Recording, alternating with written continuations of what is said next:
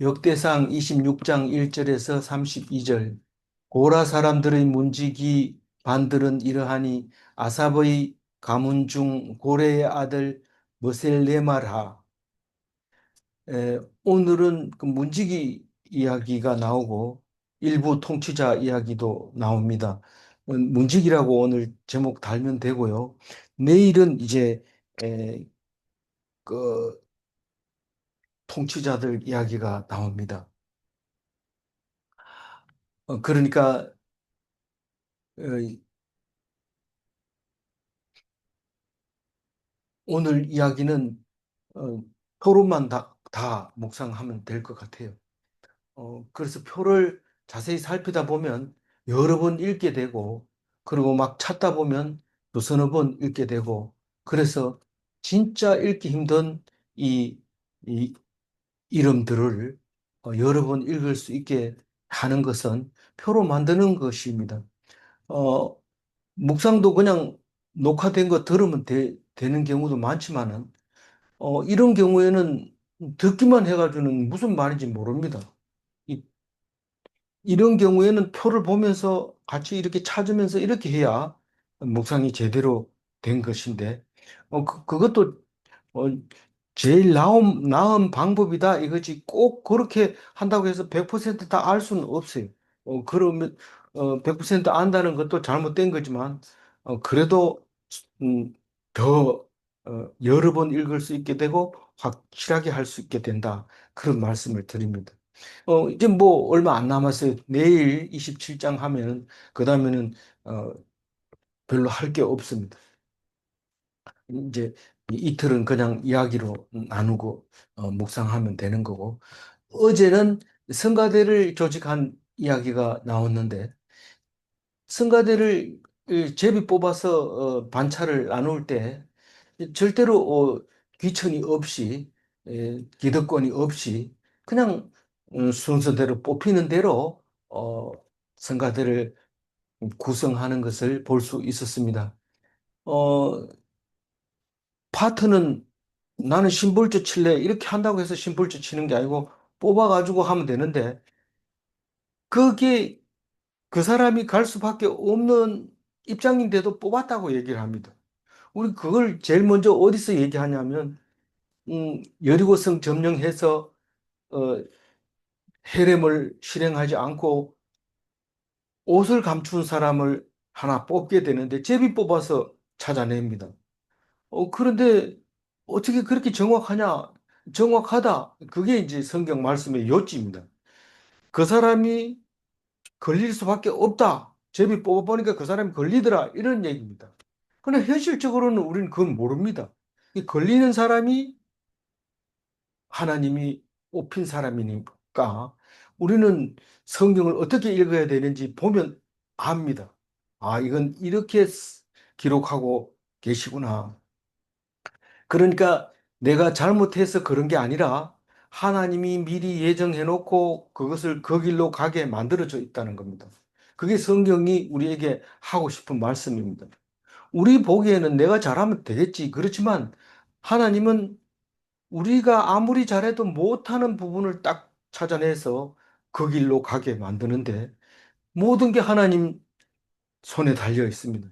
아무리 내가 오래 살고 싶어도 하나님이 정해놓은 정한 기한이 있는 것과 마찬가지입니다. 어떤 사람은 생전에 안 죽을 것 같이 살아가고 있는 사람이 있는가 하면 금방 죽을 것 같이 살아가는 사람도 있습니다. 그러나 살고 죽는 것은 하나님이 정하는 것입니다. 그래서 이 성경을 읽을 때, 특히 이 구약 성경을 읽을 때, 하나님은 우리가 생각하지 않은 것을 했구나 하는 것을 알게 됩니다. 그래서 그래도 느낌은 안 옵니다. 느낌은 그게 안 옵니다.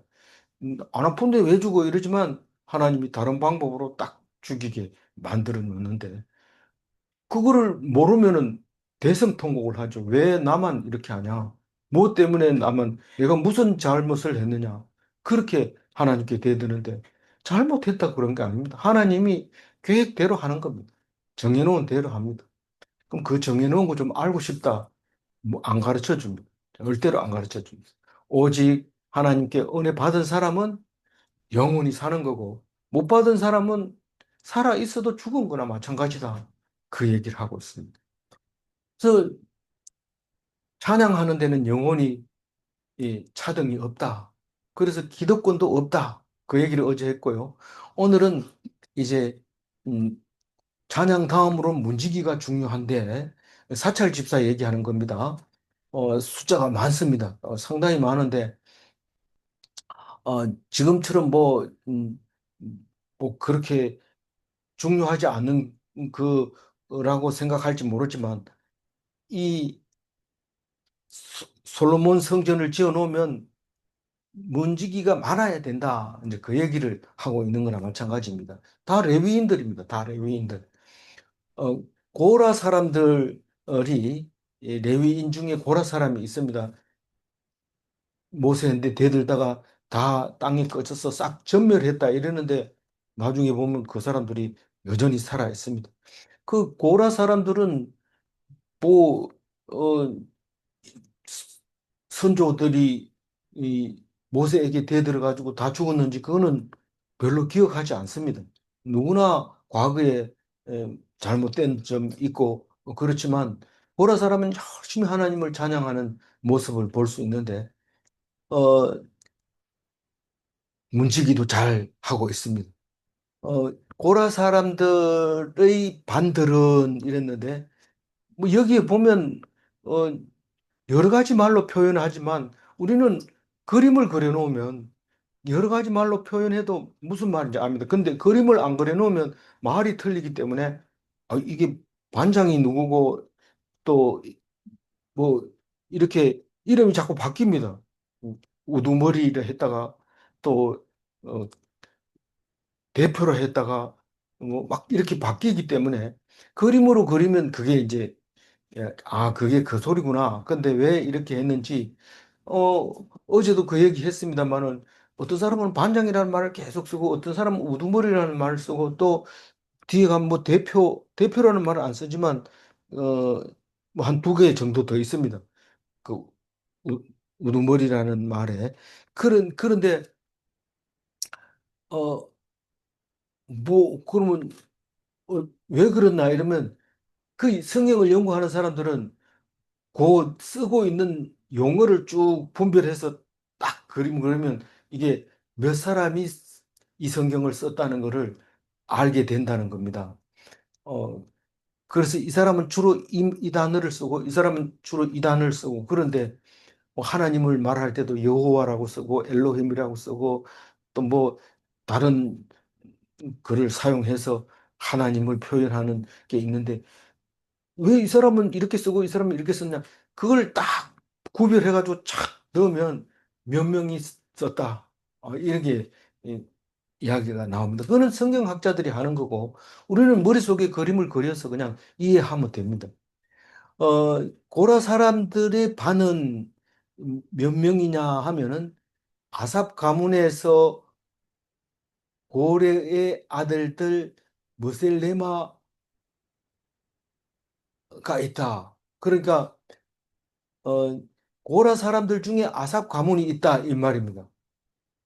이게 가문이고 사람들이고 또 뭐 이렇게 됩니다. 그래서 사람들은 뭐고 가문이 뭐냐 뭔지는 모르지만 고라 사람 후손에 아삽이 있었고 아삽이 거느린 가문 중에 고레의 아들이 머슬레마라는 사람이 있었는데 이름이 계속 똑같은 사람 막 나옵니다. 그래서 앞에다 고레의 아들 머슬레마 이러면 아삽 가문의 후손 중에 하나 머슬레마라는 사람이 있다. 그런 얘기입니다. 그래서 이거를 빨리 읽거나 혼자 읽거나 한 번 읽거나 이래가지고 모릅니다. 그래서 자꾸 읽어봐야 돼요. 그래서 시간이 많이 걸립니다. 그런데 이 절 읽어보면요. 모셀레마의 아들들인 맏아들 스가랴와 둘째 여디야엘과 셋째 스바다와 넷째 야드니엘과 이렇게 써놨잖아요. 그러니까 모셀레마라고 하는 그 사람 아들들이 자식이고. 사실은 이게 정확하게 아들이라기보다 후손들이 다 모여가지고 일곱 명입니다. 일곱 명. 스가랴, 여디야엘, 스바다, 야드니엘, 엘람, 여호하난, 엘리여, 호에네, 네, 엘리여호에네 이렇게 읽거든. 엘여호에네, 엘여호네, 이렇게 어떻게 읽어야 될지 잘 모르겠어요. 하여튼 일곱 명이 머셀레마의 가문 자손. 자식들이다. 그 복잡하지만 자식이라고 얘기하고 가문이라고 얘기하고 사람들이라고 얘기할 때 이게 그 밑에 그 밑에 그 밑에 족속이구나 하는 것을 말하고 있습니다.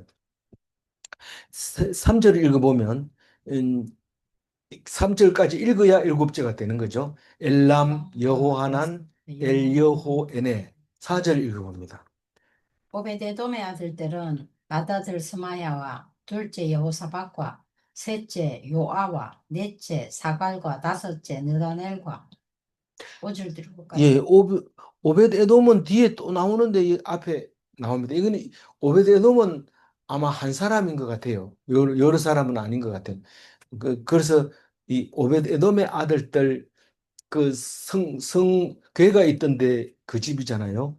그래서 스마야가 맏아들이고 요사밧, 요아, 사갈, 다섯째 느다엘 5절 읽어봅니다.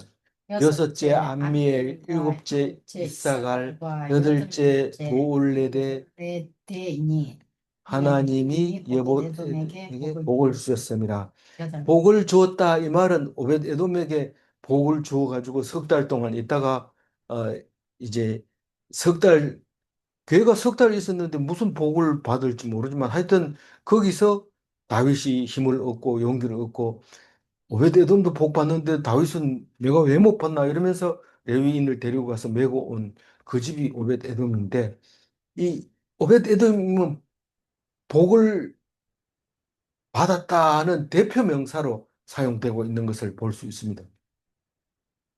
그래서 어,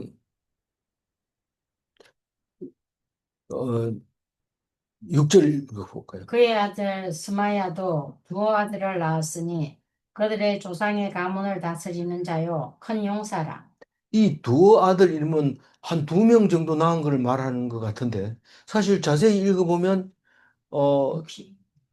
그 많아요. 7절 읽어보세요. 스마야의 아들들은 오드니와 르바엘과 오벳과 엘사밧이며 엘사밧의 형제 엘리후와 스마갸는 능력이 있는 자이니 자인이 8절 읽어보세요. 이는 다 오베데돔의 자손이라. 그들과 그의 아들들과 그의 형제들은 다 능력이 있어 그 직무를 잘하는 자이니 오베데돔에게서 난 자가 62명이며. 그러니까 거기 보면은 그냥 읽어가지고는 잘 느낌이 안 옵니다. 근데 6절, 7절 읽으면 네 사람의 이름이 나오는데, 그, 네 사람의 이름이 나오는데, 8절에 가가지고, 음, 이는 다 해놓고, 오벳 에돔의 자손이라 그들과 그들 아들들과 그의 형제들은 다 능력이 있어 직무를 잘하는 자이니, 오벳 에돔에게서 난 자가 62명이라. 62명인데, 거기 8절에 보면 스마갸 이게가 지금 위로 붙어 있어야 되는데 엘, 엘리후와 엘사밧 엘리후와 엘사밧이며 엘사밧의 형제 예 그러니까 그 본문을 읽고 표를 봐야 이제 그 느낌이 오는데 오드니, 르바엘, 오벳, 엘사밧 하고 형제 똑같은 형제인데 따로 8절에서 말하고 있는 점 8절에서 말하는 게 아니라 그 형제 엘리우와 스마기아가 있다. 그래서 여섯 명이 밑에 자식들이 62명이라는 거죠. 여섯 명의 자식 밑에가 62명이다. 그래야 다라는 말을 쓰죠. 8절에. 이는 다 하고. 그래서 여기 위에 표에서 4명은 빼버리고 위에 이걸 올려서 6명으로 만들어줘야 되는데, 그럼 이게 8절하고 연결이 되니까 또 요것도 이렇게 묶어, 6절, 7절, 8절이 한꺼번에 묶어가지고 6명의 자녀들이 62명이다. 이렇게 고쳐놔야 되는데, 이게 다 능력 있는 사람들, 오벳 에돔의 자손들이다. 그렇게 이야기를 하고 있습니다. 6절, 7절, 8절이 같은 스마야의 후손에 대해서 설명하고 있는데, 6명의 형제 중에서 62명이 나왔다. 오벳 에돔의 자손이고 능력 있는 자다. 그 얘기를 하면서 9절 읽어봅니다. 또 무슬레마의 아들과 형제 18명은 능력이 있는 자라. 그러면 구절은 머슬레마는 누구냐 하면 고라의 아들 사람들 중에서 아삽의 가문 말고 고레스의 아들 말고 머슬레마가 있다는 거죠. 그 1절에 나와 있는. 레위 아들 예. 명 중에 장남. 고레의 아들 머슬레마. 그러니까 아삽의 가문 중에 고레스 아들 중에 머슬레마 이렇게 되는 거죠. 그러니까 가문 중 고레의 아들 머슬레마. 그러니까 이거는 점을 찍으면 안 되고 화살표로 해줘야 돼. 요거는. 그러니까 머슬레마는 고레의 아들이기도 하지만 아삽의 가문 1절 보고 있습니다. 고레의 아들이기도 하면서 아삽 가문의 사람이면서 고라 사람들이다. 그 머슬레마에 대해서 이야기하고 있는데 그 아들은 18명이다. 능력이 있는 사람이다. 그 얘기를 구절에 하고 있습니다. 뭐 이렇게 안 쓰면 쓸 수가 없어요. 그래서 그림을 그리는 것보다 표로 만드는 것보다 말로 하는 게 가장 정확하게 전달이 되죠. 그러나 머릿속에 빨리 안 들어오니까 표를 만들어서 정리를 해 놓으면 우리가 한번 이 이게 머릿속에 들어오면 이게 오히려 이해하기가 쉬워지는 거죠. 그다음에 10절 읽어봅니다. 무라리 자손 중 호사에게도 아들들이 있으니 그의 장자는 시므리라. 시므리는 본래 맏아들이 아니나 그의 아버지가 장자로 삼았고, 그다음에 11절. 둘째는 힐기야요, 셋째는 드발리아요, 넷째는 스가랴이니 호사의 아들들과 형제들이 13명이더라. 그래서 10절과 11절은 묶어놨는데 무라리 자손 중에서 호사의 아들들인데 장자가 시므리고 그 다음에 hil기야고 드발리하고 스가랴인데 전부 13명이다. 시므리는 장자가 아닌데 장자를 삼았다. 그 얘기를 하고 있습니다. 그런데 지금까지 얘기했는 거 1절부터 11절까지 얘기했는 거를 12절, 13절에 이야기하고 있습니다. 12절 12절, 13절 네채 읽어주세요. 이사온 다 문지기 반장으로서 그 형제처럼 직임을 얻어 여호와의 성전에서 섬기는 자들이라. 각 문을 지키기 위하여 그의 조상의 가문을 따라 대소를 막론하고 다 제비 뽑았으니. 그러니까 12절, 13절이 1절부터 11절까지 이야기를 하고 있는데 그게 문지기의 반열의 반장들이다. 그 얘기합니다. 그래서 그 앞에 숫자를 다 세보면 112명이 나오는데, 이거는 제가 계산한 거고요.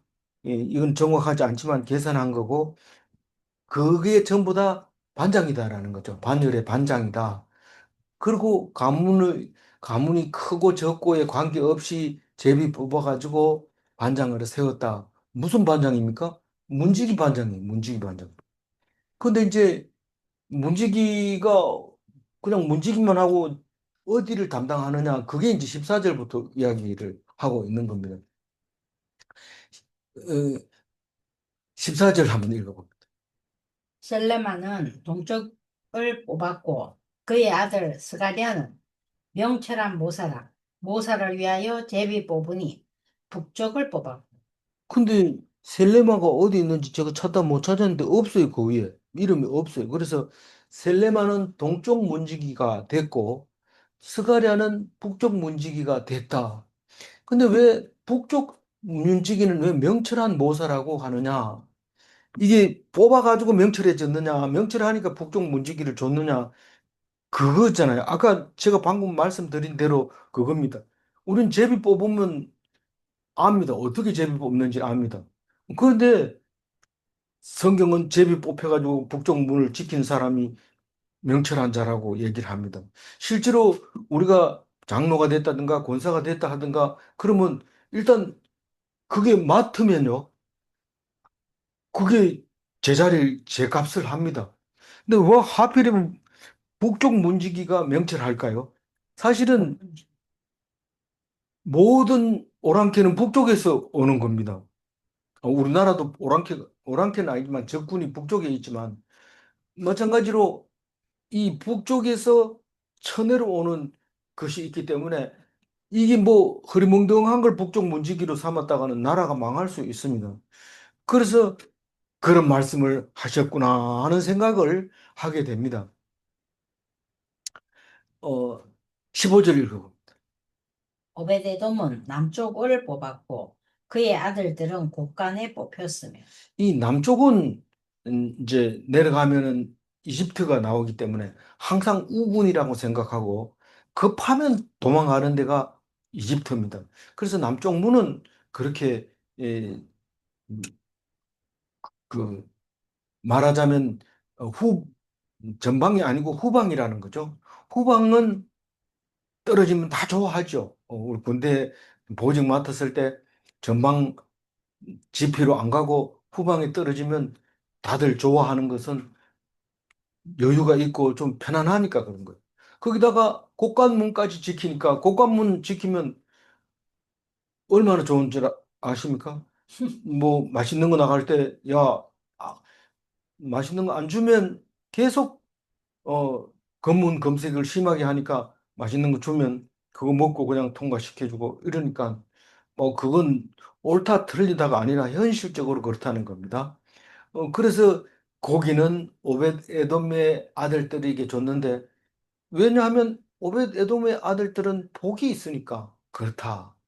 그렇다고 해서 이 남쪽 문지기는 좋고 북쪽 문지기는 나쁘고 뭐 이렇게 얘기하는 건 안 맞죠. 근데 왜 동쪽 문지기를 먼저 얘기했을까요? 동쪽은 성전. 성전이 항상 동쪽을 보고 있기 때문에 예배 드릴 때는 항상 동쪽 문지기가 제일 먼저 가 있어야 되고 또 동쪽 문지기가 힘쓴다 이러면은 안식일이라든가 제삿날이든가 명절이든가 이럴 때 하기 때문에 제일 먼저 이야기를 하는 것 같아요. 16절 읽어볼까요? 술빔과 호사는 서쪽을 뽑아 큰 길로 통해 살레멧 살레겟 문 곁에 있어 서로 대하여 파수하였으니. 이 숫빔과 호사 이 두 사람은 서쪽으로 맡아라. 그러니까 음, 그 동서남북 하는데 서쪽은 두 사람이 맡아야 됩니다. 왜냐하면 지중해 시대에는 지중해로 나가는 게 가장 큰 대문이나 마찬가지입니다. 어디 아버지 볼일 보러 갔다 올게 이러면은 서쪽으로 가는 겁니다. 서쪽 가면 요바도 있고 그래서 배를 타면 지중해 어디든지 갈 수 있는 길이 통하는 것이죠. 그래서 수필과 호사는 서쪽으로 가는 큰 길 통로 옆에 큰 길, 이 뒤에 그 읽어보면 큰 뜰을 지나서 문을 맞이하게 되는데 그 문 이름이 살레겟 문인데 그게 작아가지고 아무나 붙을 수 있는 게 아니라 마차도 다녀야 되고 이러니까 문이 큽니다. 크니까 양쪽에 서서 마주보고 문지기를 해야 됩니다. 마주보고 문지기가 서 있는 것을 파수한다라고 얘기를 합니다. 그래서 살렘은 양쪽에 서서 파수하도록 하나는 숫빔이고 하나는 호사고 그리고 큰 길에서 그렇습니다. 그러니까 이 그림을 그리자면 왕궁 같은 궁에서 나가려면 뜰을 지나서 그 문을 만나게 되는데 그게 살레겐 문이다라는 겁니다. 17절은 뭐라고 하고 있어요? 동쪽 문에 레위 사람이 여섯이요 북쪽 문에 매일 네 사람이요 남쪽 문에 매일 네 사람이요 곳간에는 둘씩이며. 그러니까 동쪽, 북쪽, 남쪽, 곡간 살레겐문 이렇게 다 정해놓고 사람 이름까지 다 적어놓고 이 17절은 뭔 말입니까? 사람 혼자 하는 게 아니고 그 사람 밑에 딸린 사람이 같이 그 책임자가 지금 셀레마, 스가랴, 오베데돔 아들 숫빔, 호사 이렇다는 겁니다. 그러니까 실제로 서는 것은 매일 6명이 3교대로 그러니까 2명씩 서는 거죠. 동쪽 문에 2명씩 3교대 서고 3교대를 3경 1경, 2경, 3경 옛날에 그랬어요. 그러니까 어 24시간을 종문은 사경. 그 20, 그 24시간을 3경으로 하면 8시간 쉬고 맞죠? 38에 24고 나중에 사경. 로마 시대에 와가지고는 4경이라고 했어요. 그래서 육사이시. 6시간씩 5초를 쓰게 되는데 일하는 거는 8시, 하루에 8시간 일하지만 보초 서는 거는 8시간 하면 힘듭니다. 그래서 6시간씩 그래서 4교대를 하고 있는데 어, 1경, 2경, 3경, 4경이라는 것은 경자가 이게 파수한다는 할 때 경자입니다. 그러니까 일, 첫 번째 바뀌는 거 1경, 두 번째 바뀌는 게 2경, 이렇게 해서 경이라는 말을 쓰게 됩니다. 그래서 레위 사람이 6명이서 2명씩 돌아가는 거예요. 그래서 북쪽문은 매일 4사람, 그 다음에 동쪽문은 6사람, 왜 남쪽문도 있어. 동쪽문은 많이 있을까요? 성전. 동쪽은 왜 많이 쓰는지 모르지만 많이 쓰고, 어, 북쪽과 남쪽은 4명씩 매일 4사람씩 쓰는 걸로 돼 있어요. 어, 남쪽 고개. 10, 노천도. 18절 한번 읽어봅시다. 서쪽 뜰에 있는 큰 길에 네 사람, 그리고 뜰에 두 사람이라. 그게 이 저기 살레겐 문을 말하고 있는 것 같아요. 살레겐 문에 그러니까 뜰을 지나서 살레겐 문 지나면 이제 밖으로 성 밖으로 나가는데 그 살레겐 문 양쪽에 2사람씩 쓰니까 4사람 그리고 어 통하는 그 뜰이 넓으니까 2사람 이렇게 서고 이런 것 같아요. 그래서 이거는 이교대하는 거 아닌가?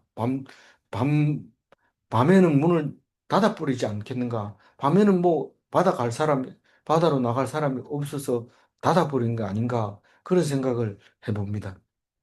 19절 읽어봅니다. 고라와 무라리 자손의 문지기의 직임은 이러하였더라.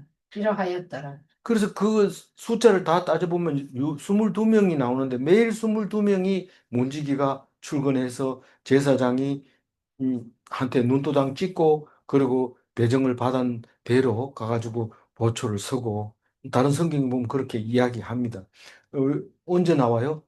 그 제사장이 이 저기 문지기를 배정을 해주는데 할머니가 그 손자들 다 죽이고 왕 됐을 때 그 애기 하나를 길러가지고 애기가 이제 어른이 될 만하니까 이제 왕으로 모시려고 할 때 이 자살 문지기부터 던지고. 딱 해가지고 교대할 때 집으로 돌아갈 사람 비번은 집으로 돌아가지 말고 지켜라. 그리고 새로 온 사람들은 너희들은 왕을 지키고 그리고 소리 지르면 다 이쪽 편으로 돌아서라. 뭐 이런 아달랴. 얘기를 제사장이 하잖아요. 아달랴고 또 왕 이름은요. 음, 자살 던지고. 그렇게 이제 어린 왕으로 세우는 때 제사장이 고모부 제사장이 그렇게 하는 이야기가 있습니다. 근데 그 어, 지금 1절부터 19절까지 얘기가 고라 자손, 머라리 자손 이다라고 얘기를 하고 있습니다. 그럼 다른데 이름 빠진 사람은요. 그래도 대표로 고라 자손, 머라리 자손이라고 얘기하면서 음, 있는 대로 다 얘기할 수 없습니다. 그냥 대표만 얘기해주고 나머지 뒤에는 그 대표가 알아서 그냥 다른 사람도 니는 우리 반열에 들어와 있는 거야. 그러면서 다른 사람의 후손인데도 자기 반열에 들어가는 게 있습니다. 어, 옛날에 상여를 메고 갈 때도 오는 이파가 메고 다음 상이 나면 저파가 상여를 메고 가고 갈 때 사람 수가 모자라면 딴 사람들 대기까지 옵니다. 근데 그 사람을 뭐 데리고 왔는데 다른 이름을 안 부르고 원래 유사인 그 집안을 이름을 불러주는 거나 마찬가지입니다. 그래, 고라와 무라리 자손의 문지기다. 그래서 이걸 읽을 때 표를 만들면서 자꾸 읽으면서 그러면 사람 이름도 여러 번 읽어보게 되고 그 말이 정확한지 알게 되고 이렇게 해서 만들어지는 겁니다. 그래서 한번 음, 보면서 비교하면서 그렇게 읽어주시면 되겠어요. 20절 읽어봅니다. 레위 사람 중에 아히야는 하나님의 전 곡간과 성물 곡간을 맡았으며 20절과 21절, 22절은 곡간에 대해서, 곡간 문지기에 대해서 설명을 하고 있는 것 같아요. 그래서 레위 사람 아이야가 성전 곡간을 맡았는데 성전 곡간은 성물 곡간이라고 불러야 됩니다.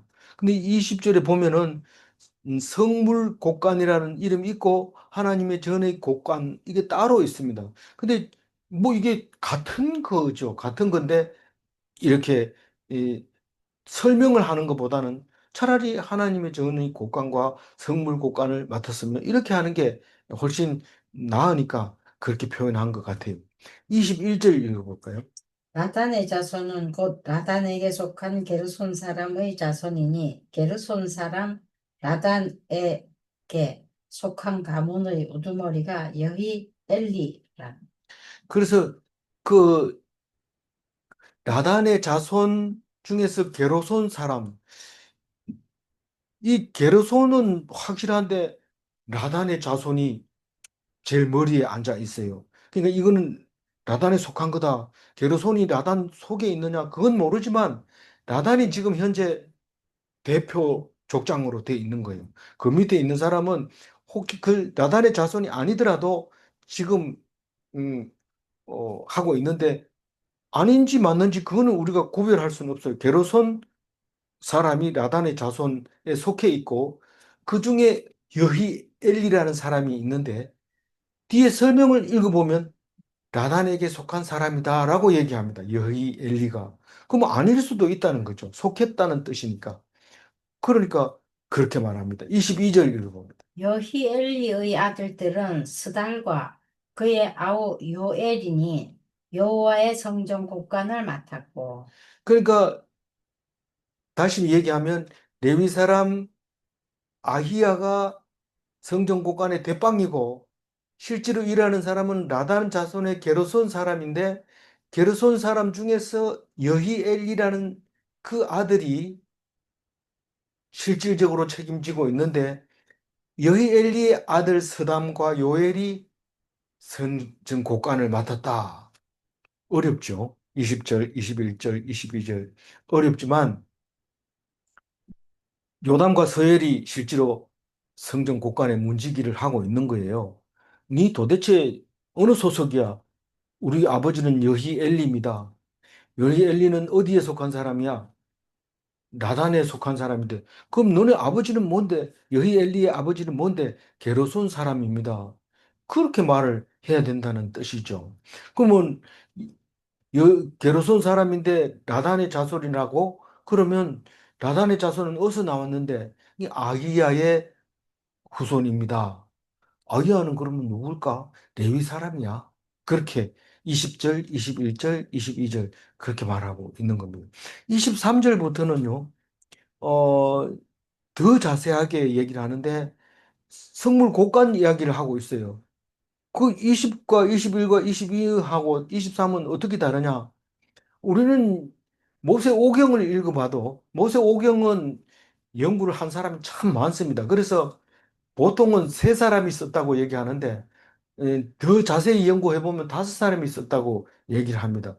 왜냐하면 쓰는 용어가 다 다르기 때문에 비슷한 용어를 쓰는 걸 요즘은 기계가 발달돼서 쫙 뽑으면 이 사람이 쓰는 거는 몇 장 몇 절이고 몇 장 몇 절이고 이런데 나중에 보면 그걸 다 오려가지고 같은 시대에 같은 시간으로 흘러가는 이야기를 적어 넣다 보면 이 사람은 이 말을 했다가 그다음 말을 하고 이러니까 우리가 이해는 안 가지만 절대로 그 말을 바꾸지는 않습니다. 그러나 그 말은 하나도 안 바꾸지만 우리는 이해할 수 있는 거나 마찬가지입니다. 그래서 23절 얘기는 앞에 얘기 두 번이나 했어요.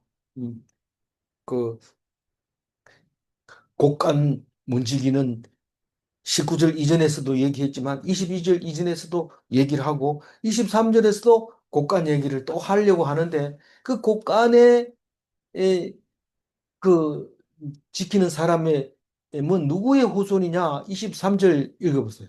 아므람 자손과 이스라엘 자손과 헤브론 자손과 우시엘 자손 중에 우시엘 제송 이 네 자손 중에 곡간을 지키는 사람이 있는데 그러니까 실제로 이 네 자손이라 해놓고는 뒤에 보면은 몇 명 안 나옵니다. 그러면 무슨 말이냐면 이 사람일 수도 있고 저 사람일 수도 있고 있는데 그 중에는 이 네 자손 말고는 해당되는 사람이 없다. 그렇게 말하고 있는 거나 마찬가지입니다. 여러 사람 혹은 몇 명 안 되는 사람이 이 네 자손 속에 있다. 그 얘기를 하고 있습니다. 첫 번째로 24절. 모세의 아들 게르솜의 자손 스부엘은 곡간을 맡았고 그건 똑같은 얘기를 이렇게 능청스럽게 똑같이 얘기합니다. 앞에서 얘기했는데 뒤에 똑같이 그냥 곡간을 맡았고 뒤에 가면 앞에 가면 또 곡간을 맡았고 또 곡간을 맡았고 이렇게 얘기를 하면 우리는 무슨 얘기를 읽어야 될지 모릅니다. 그러나 이걸 자세하게 얘기를 하는 걸 들어보면 이제 알 수 있는데 모세는 누구의 아므람의 후손이죠. 예. 그리고 모세의 아들은 게르솜과 엘리에셀이 있어요. 근데 그 후손 중에서 게르솜의 후손 스부엘이라는 사람이 있었는데 그 사람이 곡간 우두머리 맡았다는 겁니다. 뭐 다른 데는 그럼 그 사람들은 뭐 하고 있었어요? 그건 사람이 다르게 얘기할 수도 있다는 겁니다. 그러니까 마태복음, 마가복음, 누가복음 이랬으니 이 사람들은 이거 읽어보면 이쪽으로 갔다 했는데 왜 이 사람은 이쪽으로 갔다 했냐? 이렇게 하지만 한 가지 결론을 내리려 하면 분명히 있었다는 겁니다. 무슨 말이에요? 곡간 문지기가 있었다는 거예요. 그게 진리입니다. 이 성경을 읽으면서 곡간 문지기가 있었느냐? 한 군데만 써놨으면 안 되지만 여러 군데 써놨는 걸 보면 곡간 문지기는 있었다. 그럼 누구냐?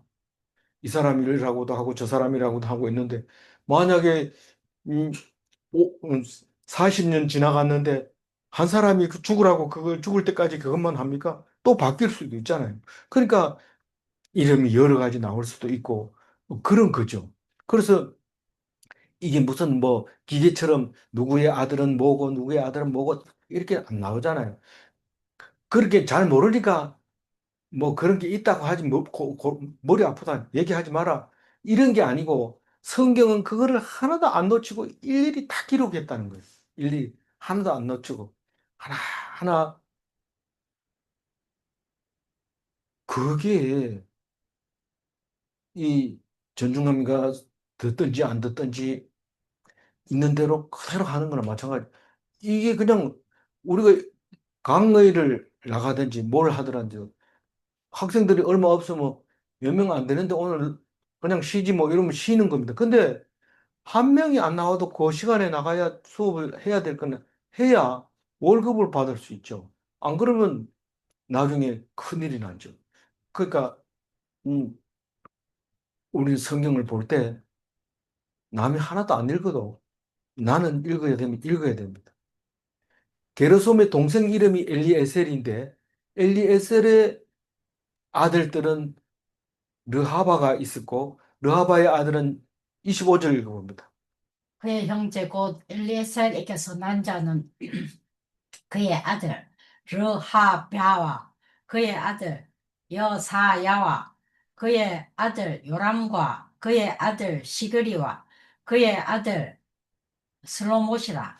이거는 다른 거는 뭐 그렇게 중요하게 안 여기더니 꼭 엘리에셀의 아들만 그 아들은 르하바요, 그 아들은 여사야요, 그 아들은 요람이요, 그 아들은 시그리요, 그 사람 아들은 슬로못이요 이렇게 얘기하냐?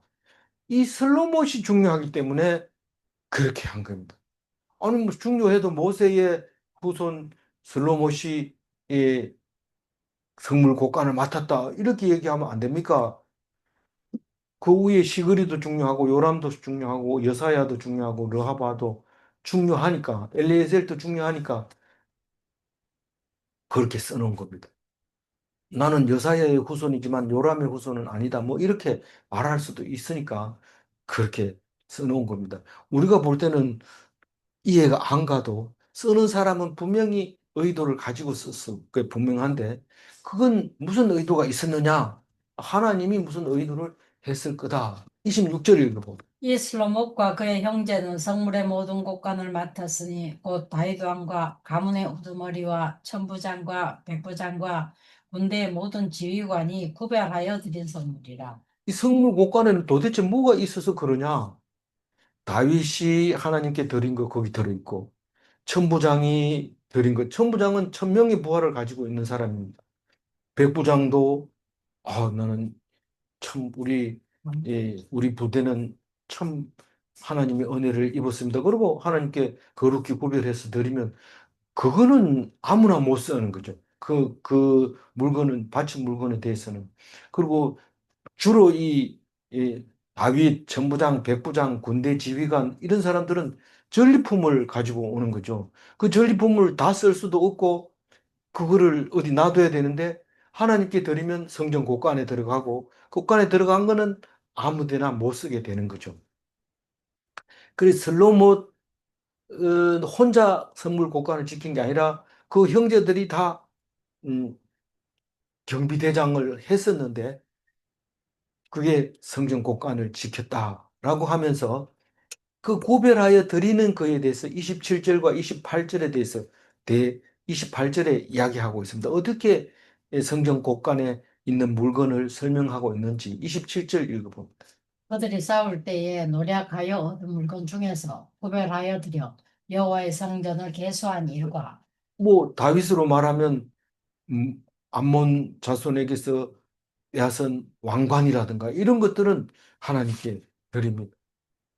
그럼 그게 이제 성전 곳간에 들어가는데 그걸 성물 곳간이라고 얘기합니다. 28절.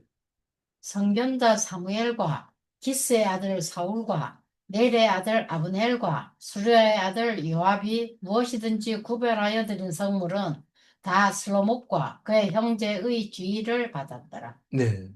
그래서 자세하게 얘기합니다. 뭔 자세하게? 다윗이 누군지 모르는 사람이 있을까 봐 다윗에 대해서는 얘기 안 하지만 사울. 사무엘은 다윗을 기름 부은 사람이 아닙니까? 그 선견자 사무엘. 뭐 우리는 사사기를 읽으면서 사무엘까지가 사사 아니냐? 그다음에 왕정 시대가 아니냐? 이제 이렇게 얘기하면 사무엘은 사사일 수도 있지만 그냥 선지자로 선견자로 이렇게 기록을 하고 있고 사울은 나중에 신약에 와가지고는 사도 바울도 이름이 사울이었고 물론 베냐민 지파라서 사울의 이름을 당당하게 따와서 쓸 수 있고 그렇게 또 훌륭한 사람이라 해야 돼 찌질한 사람이 그거를 사울의 이름을 안 붙입니다. 또 우등상 몇 개 받고 뭐 이렇게 해야 네 선조가 누구냐 이러면 사울이다 베냐민 지파다 그러면 사울이라 해라 이 정도 돼야 됩니다. 근데 이 사울은 사울 왕이기 때문에 기스의 아들이라고 분명하게 얘기를 합니다. 그 다음에 아브넬은 어, 넬의 아들인데 누굽니까? 사울의 군대 장관이었던 거죠. 그 다음에 스루야의 아들 요압은 다윗의 군대 장관입니다. 근데 이 군인들이 전부 다 하나님께 드린 거는 성전 곳간에 들었다는 거예요. 사실은 아직도 성전 곳간을 제대로 못 만들었어요. 그 아들 솔로몬이 성전 곡간을 많이 짓습니다. 그 성전 곡간도 지을 뿐만 아니라 제사장들이 자는 방, 또 문지기들이 자는 방 따로따로 전부 다 만들었어요. 그 그런데 이때는 어디다 놔둔지 모르지만 그 곡간을 하여튼 지켰다는 거고 나중에 그대로 솔로몬 성전을 지을 때 그 곡간에 문지기가 됐다는 사실을 이제 말하고 있는 것이죠. 그런데 어, 28절에 보면 뭐라고, 28절 아니라 27절 끝에 이 성전 곳간에 있는 이 성물은 어디에 쓰느냐 하면 성전을 개수하는 일에 쓴다고 27절 끝에 그렇게 써놨어요. 여호와의 성전을 개수하는 일. 우리는 아파트 같은 거 보면은, 어, 그 아파트 보수 적립금이라 합니까? 뭐 그런 거 있습니다. 전세 들어와서 살다가 음, 관리비에서 쭉 나가지만 그 중에 수리하기 위해서 적립해 놓는 그 금액이 있는데 그 법적으로 만들어 놓게 되어 있습니다. 그래서 전세 든 사람이 나갈 때는 그걸 받아가지고 갑니다. 그럼 주인은 그걸 받아가지고 특별수선 충당금. 특별수선 충당금을 해서 공통적으로 페인트를 칠한다든가 뭐 이렇게 할 때는 그걸 사용하게 되어 있습니다. 음, 그래서 주인이 부담할, 다 해야 되는 겁니다. 그게 지금 성전을 개수할 일과 이렇게 해놨어요. 그걸 성전 곳간에 있는 물건을 내주는 책임도 지고 문은 지켜야 됩니다. 만약에 내주는 책임을 안 지키고 문만 지키라고 그러면 어떤 일이 생길까요? 이 지키는 사람이 다 가지고 가서 쓸 수도 있어요. 그래서 우리가 좀 이런 얘기 하기가 뭐하지만 범인이 되기가 굉장히 쉬워요, 경찰은. 그래서 그 전체를 책임져 버리면 목숨 걸고 지켜야 되잖아요. 그러니까 그 곳간을 어, 물건을 쓰는 책임도 맡았다. 그 얘기를 하고 있고요. 29절부터는 무슨 얘기를 할까요? 이게 이제 뒤에 가가지고 다윗 왕국을 통치하는 사람들 이야기가 됩니다. 내일 말씀은. 근데 이 사람들이 통치하는 사람들 중에 한 사람입니다. 29절을 읽어보. 이스라엘 자손 중에 그나냐와 그의 아들들은 성전 밖에서 이스라엘의 일을 다스리는 관원과 재판관이 되었고, 그러니까 나라 일을 보는데 이제 그 성전 밖에서 본다 그럽니다. 억울한 사람들 재판하는 거 주로 그거죠. 성전 밖에서 일은 억울한 사람이 재판받는 건데 여기 관은 이러면은 변호사 같은 거 국립 뭐나 저기 나라에서 세운 변호사 그리고 재판관 이런 사람들을 맡았는데 그게 이스라엘의 자손들이다라고 얘기를 합니다. 이스라엘 자손들은 곳간 맡은 음, 그 아니냐? 이게 28절하고 29절하고 떨어져 있는 게 아니고 붙어 있다고 볼 수 있는 거죠. 그러나 고가는 아니다. 네. 성전 밖에서 나라 일을 보고 있다. 30절. 헤브론 자손 중에 하사야와 그의 동족 용사 1700명은 요단 동쪽에서 이스라엘을 주관하여 여호와의 모든 일과 왕을 섬기는 직임을 맡았으며, 이 요단 서쪽을 말하는 건데 가나안 땅을 말하는 겁니다. 그러면 가나안 동쪽은요? 동쪽 얘기가 이제 마지막 32절에 나오는데 31절 읽어봅니다. 헤브론 자손 중에서 여리야느가 그의 족보와 종족대로 헤브론 자손의 우두머리가 되었더라. 그러니까 다윗이 예. 왕 위에 있은 지 40년에 길르앗 야셀에서 그들 중에 구하여 큰 용사를 얻었으니, 그러니까 되었더라 요까지가 앞에 이야기고 다윗 왕 위에 있은지 요거는 이제 32절하고 붙여서 읽어야 돼요. 자르기를 이제 이렇게 어중간하게 잘라버렸는데 무슨 말이냐면 헤브론 자손 중에서 하샤바와 그의 동족 용사라고 얘기했는데 이 1700명을 다스리는 게 주로 거기인데 대장 이름은 여리야입니다. 하샤바는 뭐나? 하샤바는 어, 직임을 맡은 후손들의 동족 이름인 것 같고 여리야는 그 대빵 어, 책임자인 것 같아요. 그리고 다윗 왕 위에 있은지 요거는 32절하고 연결되는데 32절 읽어. 그의 형제 중 2700명이 다 용사요 가문의 우두머리라. 다윗 왕이 그들로 르벤과 갓과 므낫세 반지파를 주관하여 하나님의 모든 일과 왕의 일을 다스리게 하였더라. 그러니까 여기야 이 그래. 사람은 이스라엘 사람이 아닐 수도 있어요. 길르앗 야셀에서 사람을 이렇게 얻었어요. 그러니까 다윗이 싸워가지고 길르앗 야셀에서 사람을 얻었는데 그걸 이스라엘 사람을 통치하라고 2,700명을 배정을 합니다. 그런데 그거는 요단 동편에 있는 르우벤과 갓과 므낫세 반지파 이 사람들을 관리를 해라. 2,700명이 너희들이 요단 동편을 그래서 하나님도 섬기고 왕도 섬기라. 그랬는데 헤브론 자손도 하나님을 섬기고 왕을 섬기는 그러니까 우리는 나라를 만들면 왕을 위해서 섬기는 것만 하면 되는데 이스라엘은 왕을 위해서도 섬기고 하나님을 위해서도 섬겨야 된다. 그 얘기를 하고 있습니다. 그래서 길르앗 야셀에서 얻은 2,700명 그게 다윗의 통치 40년에 얻었다고 하는데 다윗이 통치를 전부 몇 년 합니까? 40년을 하는데 마지막에 얻어서 이렇게 맡기고 이렇게 솔로몬에게 넘겨주게 됩니다.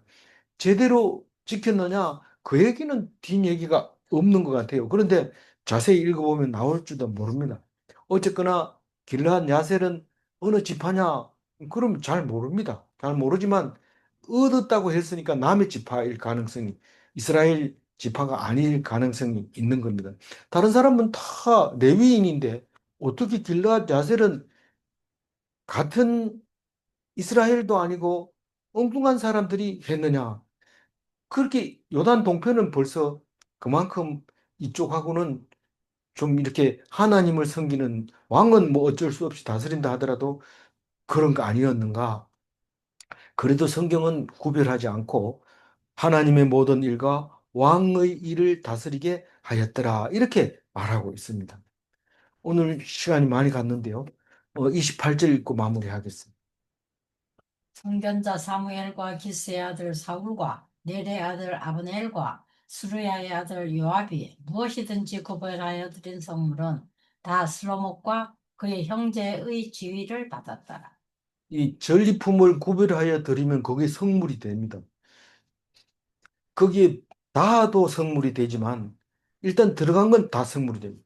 그래서 어, 좀 어차피 이 성물인데 저기 드리는 건데 이러면서 저는 거를 드렸으면 제사장이 보고 이거는 흠이 있는 거라서 제물로 안 된다 이러면 다른 걸 다시 성한 걸 데리고 와야 되는데 흠이 있는 거라고 드리다가 딱 걸려도 그게 성물이 돼버립니다. 도로 가져가지 못합니다. 거기서 그냥 제사장이 그것도 드리고 온전한 것도 다시 드리고 이렇게 돼 있습니다. 그래서 구별해서 딱 가져가면 그걸로 바로 성물이 되고 목 다른 사람이 쓰지를 못합니다. 성물 곳간의 보호하는 성전 수리에 사용됩니다. 질문합니다. 다윗이 물려준 성전 곳간에는 구별하여 드린 노량물이 있는가? 이 거의 대부분이 노량물이죠. 그런데 이건 하나님께 드린다라고 선포하고 갖다 드리면 성물로 바뀌어 버리는 거죠. 구별하여 드린 성물은 규례를 따라 사용해야 하는가? 그렇습니다. 기도하겠습니다. 하나님 감사합니다. 다윗의 곳간에 성물 곳간에 물건이 가득하게 하시고 성전이 흐르지 않도록 관리하게 해주시는 하나님, 우리가 따로 노력하지 않아도 하나님께서 채워주시는 것을 생각하며 온전히 하나님만 의지하게 도와주시옵소서. 우리는 능력이 없사오나 하나님께서는 성전을 지으시고 채우시고 지켜주시는 것을 믿사오니 우리가 비록 부족하고 가난하고 사람이 없을지라도 하나님이 만든 성전은 영원히 없어지지 않는다는 그 믿음으로 온전히 하나님 말씀에 순종하며 순적히 기도하는 우리들이 되게 하여 주옵소서. 하나님 말씀만 의지하며 기쁨을 누릴 수 있는 그리스도인이 되게 하여 주실 줄 믿사옵고 감사하며 우리 주 예수 그리스도 이름으로 기도 올리옵나이다. 아멘.